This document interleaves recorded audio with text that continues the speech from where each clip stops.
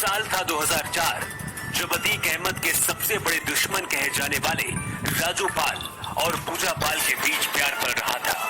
विधायक बनने के बाद 2005 में राजू पाल ने पूजा से शादी की थी, लेकिन शादी के 9 दिन बाद ही राजू पाल की घेर कर हत्या कर दी गई। इस मर्डर ने पूरे इलाहाबाद शहर को हिंसा की आग में झोंक दिया था। इलाहाबाद की सड़कों पर उस दिन गुंडे तांडव कर रहे थे।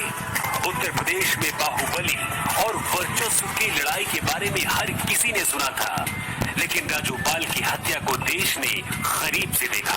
करीब 30 सालों में इलाहाबाद और आसपास के इलाकों में अतीक अहमद ने अपने खौफ से जो साम्राज्य खड़ा किया था, उस किले की दीवारें अब हिलने लगी थी, क्योंकि राजू पाल की हत्या का इल्जाम अतीक अहमद और उसके भाई पर लगा था। आज की कहानी राजू पाल की हत्या पर आधारित है। पति राजू पाल की हत्या के बाद जैसे जैसे पूजा पाल ने अपनी राजनीति बढ़ाई, उसने बाहुबली अतीक अहमद के साम्राज्य का पतन कर दिया। इलाहाबाद पश्चिम सीट से विधायक रहे राजू पाल के मर्डर के बाद उनकी राजनीतिक विरासत को उनकी पत्नी पूजा पाल संभाल रही हैं।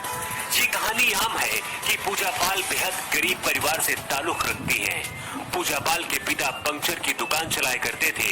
पूजा खुद कभी किसी अस्पताल में तो कभी किसी दफ्तर में, कभी किसी के घर में झाड़ू पोछा करके अपना गुजारा करती थी। कहते हैं किसी अस्पताल में ही एक दिन पूजा की मुलाकात राजू पाल से हुई थी। दोनों ने शादी करने का फैसला किया, लेकिन किस्मत को कुछ और ही मंजूर था। 16 जनवरी